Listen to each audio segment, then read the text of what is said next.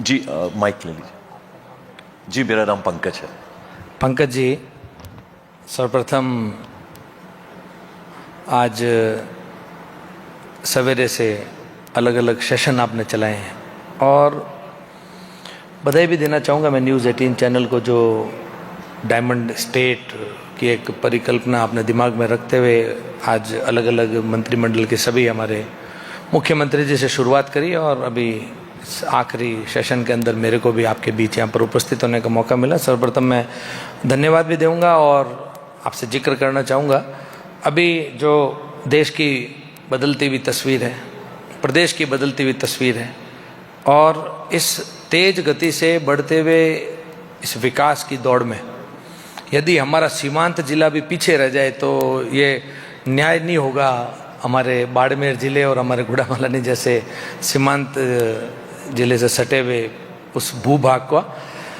तो हमने भी वहाँ के लोगों के बीच में जब प्रत्याशी के रूप में गए, लोगों से उनके विचार जाने, युवा पीढ़ी के बीच में गए, क्योंकि युवा पीढ़ी से मेरा काफ़ी संपर्क भी रहता है, उनसे काफ़ी इंटरेक्शन भी होते हैं। उनकी सोच जो आज इस तेज़ी से बढ़ते हुए इस ज़माने की, आपने अक्सर देखा होगा बाड़मेर से सोशल मीडिया पे जो एक्टिव है हमारे वहाँ के जो युवा है वो बहुत ही सुपर एक्टिव हैं। तो उनको अब जब वो देश में, प्रदेश में अलग अलग डेवलप्ड सिस्टम को देखते हैं तो उनके भी मन में एक ये भाव था कि हमारा भी बाड़मेर जिला, हमारा भी गांव ढाणी, यहाँ पर भी कुछ ऐसा हटकर के हो जिसको देखने के बाद में एक नज़ारा यहाँ बदला बदला लगे। तो इसलिए उसी सोच के साथ में हम वहाँ पर अभी काम भी कर रहे हैं। वहाँ पर अभी इस 16 अगस्त को एक लव कुश वाटिका अभी वहाँ पर हमने बनाई है। उस लव कुश वाटिका के अंदर हमने जिप भी लगाई है, जो स्विंग करने वाला जो नदी के ऊपर ब्रिज बनता है वो भी हमने लगाया है, गार्डन लगाया है। अभी तक तो उसका शुभारंभ भी नहीं हुआ, रोज़ 400-500 लोग वहाँ पर जा रहे हैं। तो ऐसे कुछ नवाचार का हमने भी सोचा है। धीरे धीरे वहाँ पर वो सारी आधुनिकता से जुड़े हुए जो भी अलग अलग कार्य है उसकी तरफ हम लोग सोच रहे हैं। सर ये बताइए, सृजन करना, क्रिएट करना, वो बहुत हिम्मत चाहिए होती है उसके लिए, और ऐसी मुश्किल जगह को वहाँ अपने सपने को साकार करना, तो ये जो आपकी सोच है इसमें पार्क्स होंगे जो यंगस्टर्स हैं, बच्चों के लिए, बुजुर्गों के लिए, उसके अलावा और क्या क्या आपके जहन में है और कुछ टाइम फ्रेम रखा है आपने कि तब तक वो क्रिएट हो जाना चाहिए? जैसा कि आप और हम सब अभी कुछ ही घंटों पूर्व मुख्यमंत्री जी को सुन रहे थे, उन्होंने 1.5 वर्सेस बनाम 5 का जो एक पूर्ववर्ती सरकार के 5 वर्ष और 1.5 वर्ष की जो एक तुलना करी है, जिस तरीके से सर्वांगीण विकास के लिए जो 2 शानदार जानदार बजट, 4,90,000 करोड़ का प्रथम और दूसरा 5,37,000 करोड़ का जो बजट है, वो ऐसा कोई क्षेत्र पीछे नहीं छूट जाता है जिसके अंदर सिर्फ विषय आपके सोच का, आपके विजन का। पंकज जी आपको बताना चाहूँगा, अभी तक मैं राजनीतिक क्षेत्र में पिछले कुछ वर्षों से संगठन के अंदर काम करते करते अभी प्रथम बार विधायक बनने का भी गुड़ामालानी की जनता ने मेरे को आशीर्वाद दिया, मौका दिया, और पार्टी ने मंत्री पद का भी दायित्व दिया है। उससे पूर्व मेरे को मेरे निजी व्यवसाय को लेकर के लगभग 58 देशों में अभी तक मैं विश्व के अंदर भ्रमण करने का मेरे को मौका भी मिला है। अलग अलग जगह पर खूब लोगों से और खूब अच्छे अच्छे दृश्य भी देखे। तो शायद उसी सोच का, और इधर 2047 का हमारे आदरणीय यशस्वी प्रधानमंत्री जी की जो एक मार्गदर्शन है, एक संकल्प है, उसी के मार्गदर्शन में हम सब लोग, हमारे यशस्वी मुख्यमंत्री जी ने भी उन्हीं से प्रेरित होते हुए जो एक तेज गति और एक अलग सोच के साथ जो प्रदेश के अंदर काम कर रहे हैं, वैसा ही हमारे बाड़मेर या पश्चिमी राजस्थान के लोग भी उम्मीद कर रहे हैं। उनकी उम्मीद के ऊपर कैसे कितना जल्दी से जल्दी खरा उतरा जा सके, उसी के ऊपर हम लगे हुए हैं। अभी इस 1.5 वर्ष के अंदर भी खूब सारे काम, इत्तेफाक से मैं पड़ोस के ही जालोर और सिरोही जिले का प्रभारी मंत्री भी हूँ, वहाँ पर भी हम अलग अलग जगह पर क्या क्या नवाचार कर सकते हैं, हर जगह पर हम नई नई चीज़ें समय सही समय आने पर उनको आपके समक्ष भी हम लेकर के आएंगे। तो देखिए, आपने विश्नोई साहब जो गुड़ामलानी का जिक्र किया और हमने उसके बारे में पढ़ा भी, बहुत खूबसूरत सोच आपकी, लेकिन चूंकि अब रिस्पॉन्सिबिलिटी पूरे सूबे की आपके ऊपर है, प्रदेश की भी है, तो ऐसे में स्किल डेवलपमेंट, प्रधानमंत्री नरेंद्र मोदी के बड़े दिल के करीब ये चीज़ें हैं जो साकार की उन्होंने, स्किल डेवलपमेंट, स्टार्टअप इंडिया, ये तमाम चीज़ें उस पर। तो उस तरीके से देखा जाए तो युवाओं को के अंदर ये चीज़ जागृत करना, युवाओं को इससे जोड़ना, उस दिशा में कैसे काम हो रहा है? देखिए, स्किल डेवलपमेंट, प्रधानमंत्री जी प्रथम बार देश के प्रधानमंत्री बने। लगभग आज से 10.5 वर्ष पूर्व उन्होंने अपनी इस सोच को आगे बढ़ाया। उन्होंने अच्छी तरीके से इस चीज़ को जान लिया कि मेरे देश का जो युवा है, मेरे देश का जो नागरिक है, अच्छा है, सच्चा है और अपने अंदर एक योग्यता लेकर के वो पैदा हुआ है। 140 करोड़ के देश के लोगों को सरकारी नौकरी देना संभव नहीं है, लेकिन उनके अंदर छुपी हुई उस योग्यता को यदि बाहर लाया जाए तो वो जरूर रोजगार या स्वरोजगार की तरफ अपने कदम भी बढ़ा सकता है। आने वाले समय में जो एक युवा देश है अपना, जो हाईएस्ट यूथ पॉपुलेशन देश, ये अपनी एक ताकत भी है। और विश्व के अंदर रिटायर्ड पॉपुलेशन ज़्यादा हो गई है, वहाँ पर विकसित तो वो देश हो गए हैं, बिल्डिंग्स बन गई है, लेकिन वो बिल्डिंगें धीरे धीरे खाली हो रही है, रिटायर्ड लोग वहाँ पर बढ़ गए हैं। तो वो भी एक बहुत बड़ा स्कोप आने वाली इस युवा पीढ़ी के लिए तैयार हो रहा है। वर्ल्ड के अलग अलग देशों से खूब यूथ फोर्स की डिमांड है, अलग अलग क्षेत्र के अंदर खूब सारी डिमांड है। चाहे मैं यूएई का जिक्र करूँ, चाहे जापान जैसे विकसित देश का जिक्र करूं, जरूर जीडीपी के अंदर अब जापान को अपन क्रॉस कर चुके हैं। बहुत अच्छा पॉइंट आपने उठाया। पूरा यूरोप अगर आप चले जाएं तो जिस एज ग्रुप की आप बात कर रहे हो, वो लुभाती हैं नजरों को चीजें जो वहां पर लैंडस्केप है और जिस तरह से काम हुआ है, लेकिन लोग नहीं है। तो आपको 2 दिन में आपका मन भर जाता है वहां से। तो उस लिहाज से भारत बहुत युवा देश है। और जैसा आपने कहा कि भारत जो है गांवों में बसता है, रूरल डेवलपमेंट की अगर हम बात करें तो जो युवा है, जो गांव में रहता है, देहात में रहता है, वो भी वही सब चीज़ें कर पाए जो शहरों के युवा करते हैं। उस दिशा में आपकी सरकार और आप किस तरह से योगदान दे रहे हैं? देखिए, जैसा कि अभी स्किल डेवलपमेंट की चर्चा चली, इसके अंदर एक समय रहा कि जब धीरे धीरे ITI कॉलेजेस के अंदर जो एक उस कालखंड के अंदर काम आने वाले mechanical trainings, engine repairing, tractor repairing, वो एक समय सिलाई मशीन। अब समय बदल रहा है। अब अपन मोदी जी के सपने को साकार करने के लिए ड्रोन दीदी, तो अब ड्रोन का उसके अंदर सिखाया जा रहा है, AI की ट्रेनिंग्स। अब आने वाले समय में जो समय के अनुरूप जो ट्रेनिंग्स की आवश्यकता है, उन सब दिशाओं के अंदर उन सारी एडवांस्ड टेक्नोलॉजी को ध्यान में रखते हुए अभी स्किल डेवलपमेंट के अंदर ट्रेनिंग प्रोग्राम चालू कर दिए गए हैं राजस्थान प्रदेश में। और आने वाले समय में एक यूथ बहुत ही अग्रणी पंक्ति के अंदर राजस्थान प्रदेश का यूथ कैसे दिखाई दे, उसके प्रयास अभी चल रहे हैं। गुड़ामलानी का आपने जिक्र किया, तो मंत्री जी, जैसे प्राइवेट सेक्टर और गवर्नमेंट सामंजस्य चाहिए होता है, सिनर्जी चाहिए होता है, दोनों मिलकर काम करें। तो प्राइवेट सेक्टर कितना इंटरेस्ट दिखा रहा है इन्वेस्टमेंट पॉइंट ऑफ व्यू से मैं बात करूं, और जैसे इंडस्ट्रियलाइजेशन की भी अगर हम बात करें पूरे राजस्थान में, जो एक बड़ी ज़रूरत है, डिमांड है, आज की डिमांड है। जितना उद्योग हमारा मजबूत होगा, देश मजबूत होगा, प्रदेश मजबूत होगा। देखिए, मैं आपको जिक्र करना चाहूँगा, सीमांत जिला करके इसको काफ़ी एक समय रहा है कि सरकारी नौकरों को भी जब कभी यदि वो कोई अच्छा कार्य नहीं करता था तो उनको भी यही कहा जाता था कि सुधर जाओ वरना तुमको बाड़मेर जैसलमेर लगा दिया जाएगा। लेकिन अब समय परिस्थिति सब बदल चुकी है। वहाँ पर लिग्नाइट का खनन वहाँ पर हो रहा है, तेल और गैस के कुएं आपको और हमको वहाँ पर कैन इंडिया जैसी, कैन वेदांता जैसी कंपनी वहाँ काम कर रही है।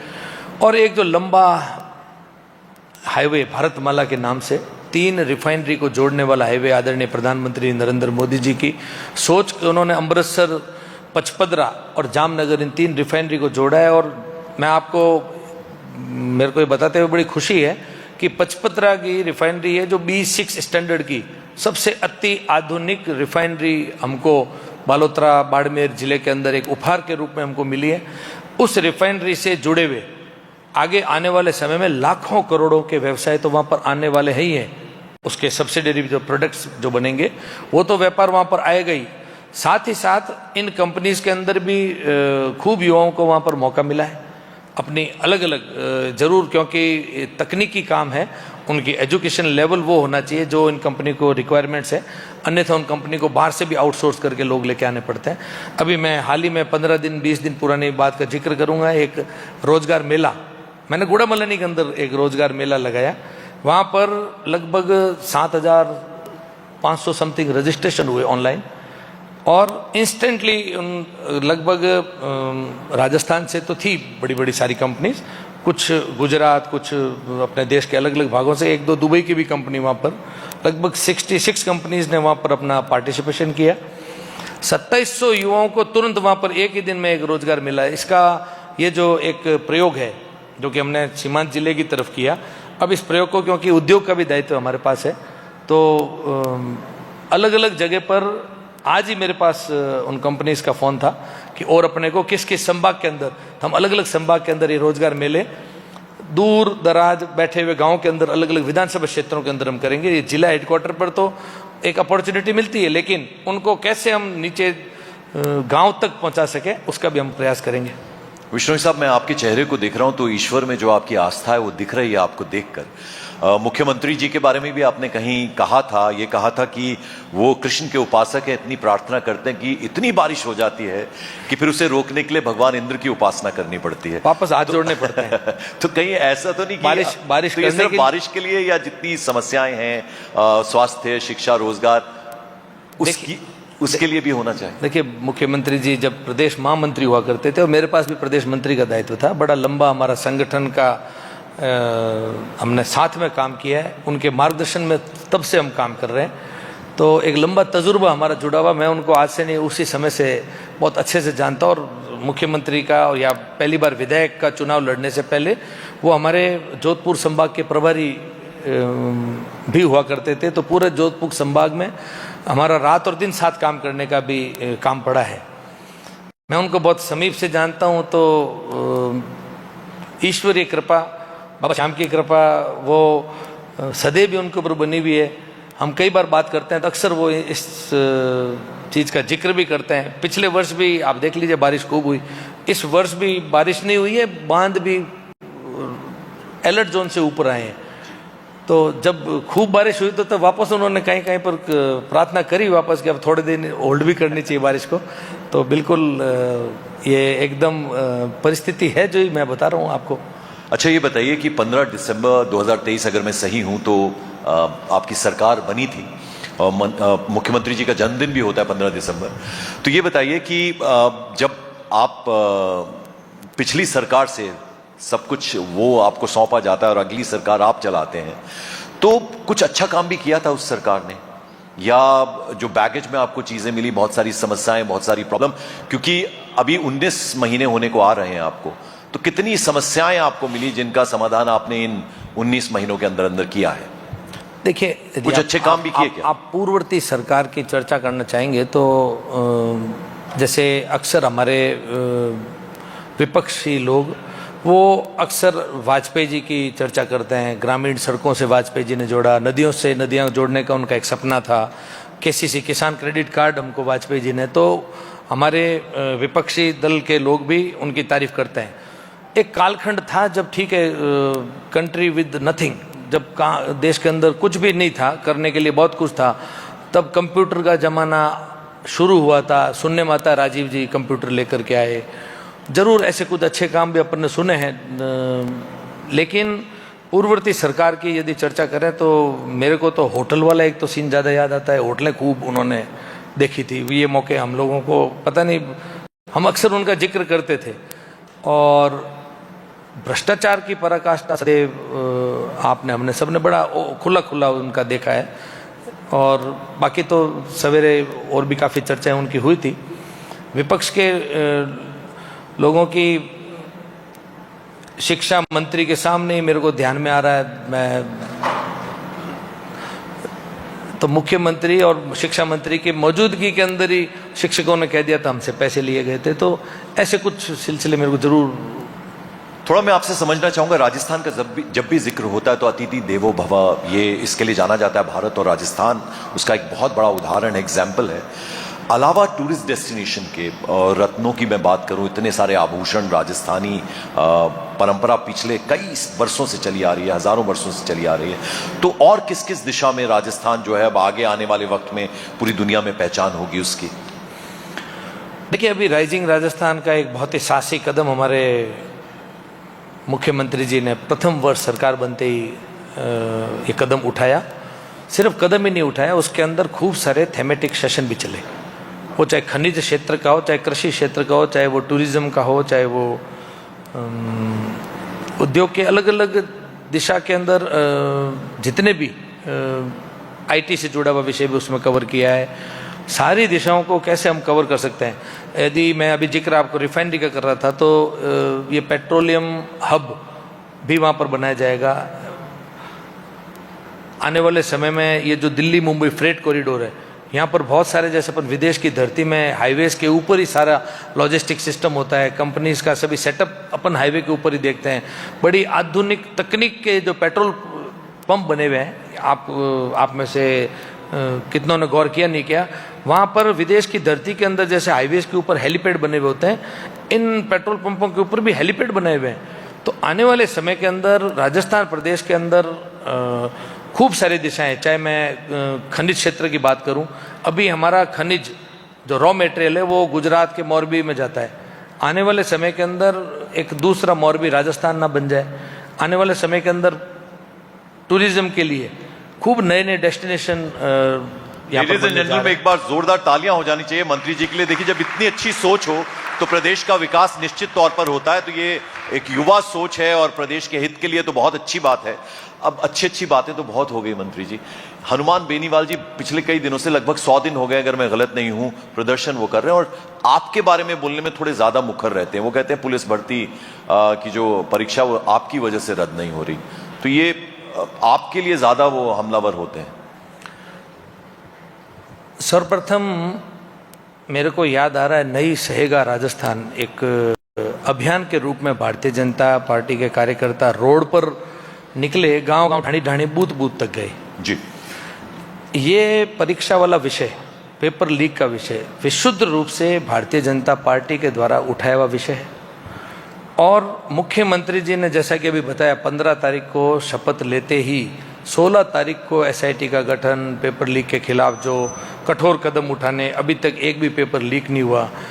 इन विरोधी पक्ष के अंदर पहली बात तो जिस व्यक्ति का आप नाम ले रहे हैं, पता नहीं कैसी पार्टी है, पार्टी विदाउट एमएलए वाली पार्टी है, और उलूल जुलूल उनको पता नहीं क्यों टिप्पणियाँ करने का उनको एक शौक चढ़ा हुआ है। तो उनकी सारी बात का जवाब देना भी मैं आवश्यक नहीं समझता हूँ। विपक्ष के लोग भी इस पेपर लीक के अंदर कुछ ज़्यादा बोल नहीं पा रहे हैं, क्योंकि उनको भी पता है कि भारतीय जनता पार्टी, हमारे मुख्यमंत्री जी, एकमात्र हमारे मुख्यमंत्री जी ही इस विषय को देख रहे हैं।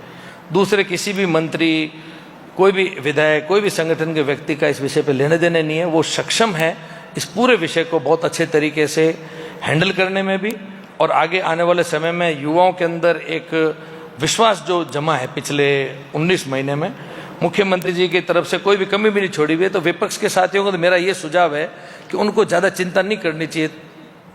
पहले उन्होंने चिंता की होती तो भी विपक्ष में नहीं बैठते। और विशेषकर जिसका नाम आपने लिया है, उन व्यक्ति को तो मतलब ऐसी टिप्पणियां करते हुए जस्ते भी नहीं है। ठीक है, उनको अपनी गोटियां सेकनी है, ताज़ा ताज़ा कोई उपचुनाव की हार की बौखलाहट होगी, या और भी कुछ विषय जरूर उनके मन में रहे होंगे जो वो जिक्र नहीं कर पा रहे हैं। जो उनको जिक्र करना चाहिए वो कर नहीं पा रहे हैं, जो कर रहे हैं वो उनको करना नहीं चाहिए।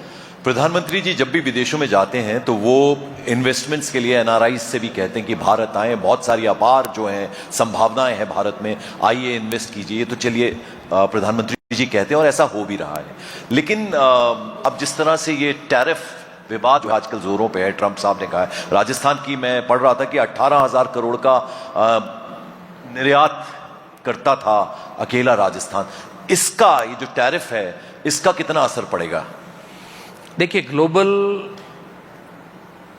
जो सोच है हमारे प्रधानमंत्री जी की, लगातार उन्होंने जो पहली बार ये देश के अंदर हुआ है कि 11 वर्षों के अंदर जितने अलग अलग नए देशों के अंदर उनका आने जाने का सिलसिला रहा है, जो एक डिप्लोमेटिक पॉलिसी है, जो एक हमारी ग्लोबल पॉलिसी है, उसके तहत उन्होंने बहुत अच्छे काम भी किए हैं, दबाव की राजनीति से वो बाहर आए हैं। मेक इन इंडिया का कंसेप्ट दे करके जो विश्व के अंदर 2-3 ही माफिया थे, चाहे वो हथियार है चाहे मेडिकल है, इन माफियागिरी को भी उन्होंने ख़त्म किया है, मेक इन इंडिया किया है। आज अपन डिफेंस के अंदर बहुत मजबूत हुए हैं, हमारा एक्सपोर्ट इसमें बढ़ा है, हम अलग अलग विषय के ऊपर खूब मजबूती से बढ़ते जा रहे हैं।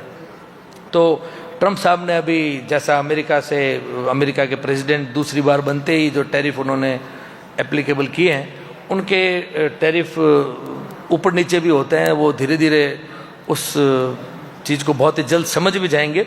लेकिन पहले से ही राजस्थान के अंदर जो एक हस्तशिल्प निर्यात है, मेरा भी उसी से ताल्लुक़ है, बहुत अच्छे से मेरे को इस व्यवसाय के बारे में पता है। आज से करीब 2-2.5 वर्ष पूर्व शिपिंग लाइनों ने खुद की रेट बहुत बढ़ा दी थी। शिपिंग लाइन की रेट बढ़ाने से सारे ही प्रोडक्ट एक्सपेंसिव भी हो गए थे, उनकी वाइबिलिटी ख़त्म हो गई थी, दुकानों के अंदर वो पब्लिक के लिए खरीदना भी वाइबल नहीं रहा था। उसी समय से ग्लोबल रिसेशन चल रहा है, पहले से ही ग्लोबल रिसेशन चल रहा है। और फिर अपने लगातार आप देख रहे हैं यूक्रेन रशिया जो वॉर है, ये बीच में अभी अपन ने ईरान और इजराइल वाला भी देखा, तो ये सब लगातार चलते जा रहे हैं। तो ट्रम्प साहब का इस मंदी के अंदर इन बातों का वैसे भी कुछ ज्यादा व्यवसाय चल नहीं रहा है। सर मैं आपकी बहुत ज्यादा असर नहीं पड़ेगा। मैं आपकी सोच की सराहना करना चाहूंगा, और एक आपकी बहुमुखी प्रतिभा है आपकी, वो देखने को ऐसे भी मिलती है। जब ऑपरेशन सिंदूर चल रहा था तो आप वो जो चूंकि राजस्थान की सीमा लगती है पाकिस्तान से, तो आप बॉर्डर इलाकों में जाते थे, तो वहां के लोगों में आत्मविश्वास जगाना,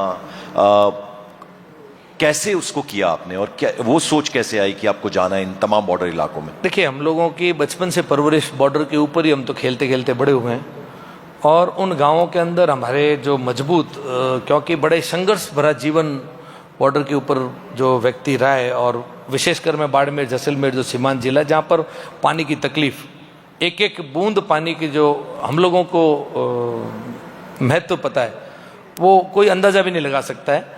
वहाँ पर संघर्ष करने वाले जीवन वाले जो 65 और 71 के भी युद्ध की बातें थी, एक भयावह माहौल हम लोग हमारे पूर्वजों से सुनते आ रहे हैं। अभी इस पीढ़ी के अंदर ज़्यादा लोग हमको उस युद्ध को देखने वाले नहीं मिल रहे थे, लेकिन अभी हम बीच में गए तो एक आत्मविश्वास मैंने जो बॉर्डर के ऊपर लोगों का मोदी जी के प्रति दिखा। एक वो जो वहाँ से विदेश की धरती से, दुश्मन देश के वहाँ से कुछ ड्रोन्स उड़ के आ रहे थे, तो प्रशासन का मना करने के बाद में भी कि ब्लैकआउट रहेगा, अंदर रहना है, बाहर नहीं निकलना है, फिर भी लोग छत के ऊपर चढ़ करके बाहर निकल करके उन ड्रोन के वीडियो बना रहे थे, उनकी हंसी मजाक कर रहे थे, इसको गिरा दो, पटक दो। ये जो एक आत्मविश्वास जो एक 4-5 दिन लगातार जो एक चला दृश्य जो देखने को मिला, हम उनके बीच में भी गए, उनको हम समझाइश भी कर रहे थे, उनको सारी चीज़ हिम्मत की भी बात कर रहे थे, पैनी नज़र बना करके भी रखे, अवैध गतिविधि करने वाला कोई व्यक्ति, कोई गाड़ियाँ, कोई ऐसी एक्टिविटी भी ना हो, उन सब के लिए हम लोग वहाँ पर बॉर्डर के अलग अलग गांवों के अंदर पूरे प्रशासन के साथ में हम लोग खूब सारे गांवों के अंदर वहाँ घूमे थे उस समय। सर आखिरी सवाल है, फिल्में देखने का शौक है आपको? सब हमको बहुत कम समय मिल पाता है इन चीज़ों के लिए, क्योंकि उदयपुर फाइल्स इस फिल्म की काफ़ी चर्चा है, रिलीज होगी तो आपने देखने जाएंगे? सर कुछ मूवीज़ पार्टी की तरफ से भी गाइडलाइन आती है और हम लोग जाते भी हैं, पूरे सभी हम संगठन के, सत्ता पक्ष के जो भी लोग होते हैं, हम सब एक साथ ही जाते हैं। तो उदयपुर फाइल्स का भी आपने जिक्र किया तो जरूर देखेंगे। हाँ, मैं जरूर एक स्लम डॉग मिलियनर मूवी का जिक्र करना चाहूँगा, वो मैंने देखी थी। वो एक गरीब उस बच्चे की कहानी थी जिसके अंदर अपना तजुर्बे से वो जो सवाल, उसको 15 सवाल पूछे जाते हैं, एक एक सवाल का वो जवाब भी देता है।